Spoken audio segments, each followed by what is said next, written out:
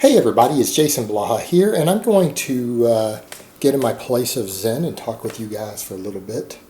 I had a subscriber make a post in a video that I did yesterday that I'm just going to link here for you guys to kind of read, and I'm just going to kind of discuss what he talked about because I thought it was a pretty amazing, insightful post, and he actually said so many different things in there that are so absolutely true about this whole industry and community that I probably can't even cover all of it in a video, but it's worth reading just in and of itself. So you guys who just listen might want to just peek at that. All right. One of the things that he noted that I thought was an amazing observation, first of all, is just the first part about the fact that much of what bodybuilders do, and those who even call themselves bodybuilders who don't really compete in bodybuilding, is the level of insecurity they have.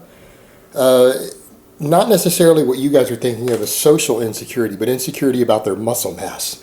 Meaning it becomes such an obsession for them that they're so scared of losing a single gram of muscle mass on their body because their value as a person is so intrinsically tied to it that it's so intrinsically tied to it that the idea of losing a single gram of muscle, even for a week, temporarily will practically give a lot of them an anxiety attack. And I've seen this firsthand. That's why you see this, oh my God, I have to get this food in during my anabolic window. I have 30 minutes or my workout's wasted. I'm going to lose gains. I'm going to go catabolic. Oh my God, they freak out. And I've seen guys do this. It becomes an obsession. It's about getting that maximum, optimal gains all the time to the point of obsession, to the point of where the idea of missing out on some gains is actually just as scary to them as losing a single gram of muscle. Like the fact that I missed that anabolic window, I'm only going to gain half the muscle I could have gained from that workout. I wasted a whole workout, and I got to come do a different one again tomorrow. It was a complete waste. They freak out.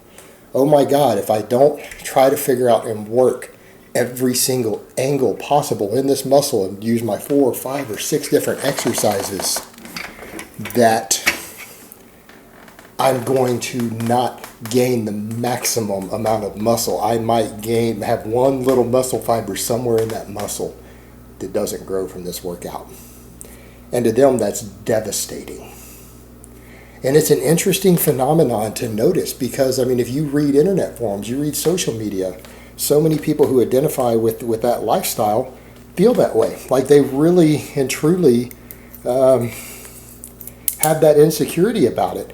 And I mean, and it's really interesting to behold because it really is the idea of losing any muscle at all because they missed a meal or they missed a workout or they had a bad workout or they didn't gain the maximum muscle they could have gets seen as just as bad. It's not even about anymore just the losing the muscle. That's enough to freak them out. I mean, the idea of them losing muscle will make them freak out. Oh my God, I got sick with the flu. My body weight went down 4 pounds. I've lost all my gains. It becomes an unhealthy obsession at that point. And then it gets extended to, oh my God, I didn't gain the maximum amount of muscle I could have gained. I didn't get my dextrose, my whey protein, and my branched chain amino acids after I worked out. They freak out. I might have missed one angle of that muscle. And they honestly believe that because they've been told that because these magazines feed on this insecurity. The industry feeds on this insecurity because they know it's there. And so they tell them, no, if you don't work a muscle from all these different angles and use our newest workout that's been put in this magazine or my workout that I use, whatever bodybuilder is telling other people, if you don't use my workout, you might not develop that muscle to its fullest potential. You might have one head or one angle of that muscle that's lagging because you didn't know all the exercises I had written in this program for you because you didn't buy the magazine, because you didn't buy my program. And then they've been cheated. They've missed out. They're going to have maybe one little muscle somewhere in their body that isn't optimally developed. And they can't have that. It goes against their obsession. And programs and magazines market to that. They've been marketing to it for many, many years because that demographic of people, they develop that obsession to the point to where the idea of missing out on those gains will truly trouble them. They'll really get upset, genuinely upset. It causes anxiety. Same thing with the post-workout recovery. If I don't get my dextrose, my whey protein, and my leucine in, and my glutamine post-workout, I'm going to get shortchanged. I'm not going to gain the maximum muscle I could have gained from that workout, where I went through and worked every single angle and plane of that muscle to its fullest to ensure maximum development. I didn't get that optimal post-workout recovery. I'm in trouble now. And the people who make these mixtures and these individual supplements that people throw into their own custom mixes and everything, they know that they can market to that insecurity, that idea that they might not gain the maximum muscle that they stimulated in the gym. They can sell them a product. Now it's gone beyond even that. That used to be the obsession. Now it's the pre-workouts on top of it. That if I don't get a proper pre-workout to let me push myself to the absolute limits in the gym, I'm going to get shortchanged on my gains. I have to have this pre-workout to give me the energy and the drive to get that extra rep, that extra set, do that extra exercise at the end, so that I can train and work every last muscle angle and fiber to get the maximum gains possible. So I've got to buy this product, and then I got to buy this program or the magazine that has it in there. And then I've got to have all the post-workout recovery to gain the maximum amount of muscle possible. Then it gets even better, because they've got to have the pre-workout, they've got to have the actual workout program itself, the post-workout recovery stuff. But then, remember guys, what they'll market to them next, because these guys, they're so insecure about not gaining every last ounce of muscle possible every single day, 24 hours a day. They remind them that, you know what, most of your muscle growth takes place while you sleep. So if you don't take in proper pre-bedtime nutrition, you might miss out on that 1 extra gram of muscle mass. And then you won't have achieved optimal and maximal gains.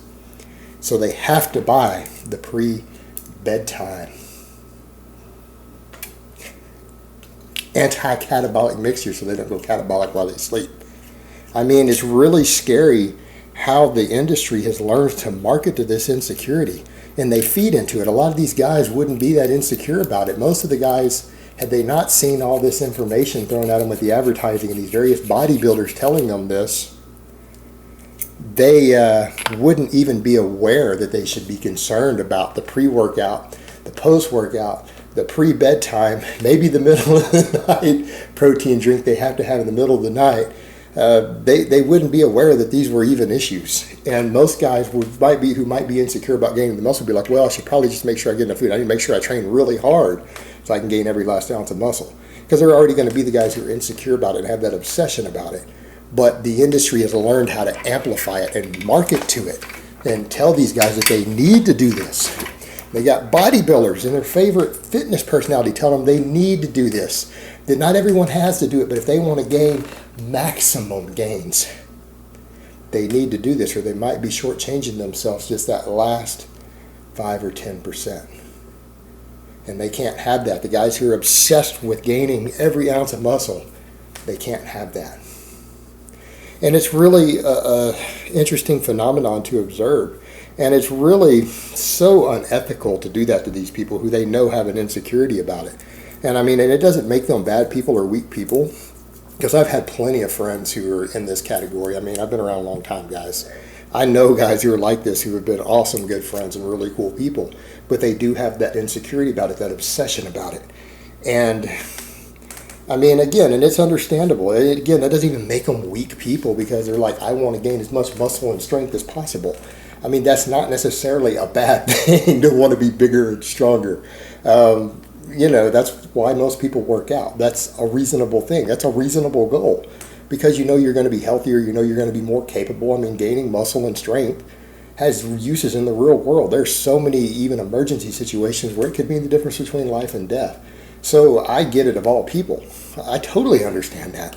But the people who get insecure about it, it's just so shitty that this industry markets to that insecurity, and they know that they can sell them if they spin it right and they get the right people telling them they need to do it for that last little bit of muscle, that last 10%. They'll have them buying 6 or 7 different products and a magazine or a workout program none of which they actually needed. They could have made all their gains without it, but they will have them buying it. They will have them buying it just because they market it right. And bodybuilders used to do it, magazines used to do it, now the internet personalities do it. And they market all this same worthless junk. And I'm not even saying it's worthless, guys. I mean, carbs and protein after you work out are helpful. Protein before you go to bed is helpful for gaining muscle if you haven't eaten enough protein through the day to stimulate maximal protein synthesis. And it is helpful, but you don't need a supplement for that. You could have done all that exact same stuff with food. You know, and the same thing, they didn't need to go buy a program. There's time-proven, amazing free programs that are out there written by some of the top coaches in the world that have been used for years that are free these days. They didn't have to buy the programs. They didn't need to buy any of this, but it's been marketed to them that they need it. They have to have it, or they won't obtain maximum results. They might get okay results, but they won't get maximum results. And for the guys who are obsessed with every last little tiny gram of muscle that they could gain, they can't stand that fact that there's a possibility, that they've been told there's a possibility by an authority that if they don't buy this product and use it correctly, or if they forget to take it, they're going to shortchange themselves just that little tiny bit of muscle that they could have had. And again, it's just so shitty for people to take advantage of that. It really is. It's fucked up. I mean, part of me wishes, guys, I'm not going to lie, there are times when I wish I had cashed in on this better. Because, I mean, I make a decent living doing this YouTube gig. I'm not going to lie, I make a decent living, but, man, I see the guys who con everyone like that, how much more money they make. And there is a part of me sometimes that goes, you know, damn, I really should have done that. But I didn't. And it is what it is. And, you know, at least I can look myself in the mirror at the end of the day over it. So I have that at least. I'm not saying I still have my dignity at this point on the internet, but at least I know I didn't do that. But believe me, guys, when I see how much money it is made doing it and how easy it is, there is a little part of me that says, damn, man, I really missed out. But you know what? Somebody's got to be a dissident voice. Somebody's got to tell people, guys, this is all bullshit. They're just fucking you. They're fucking you in the ass with no lube, no reach around, and they're just taking your fucking money. You realize you don't actually need any of this shit. They're fucking with you because they know you're insecure about that last gram of muscle.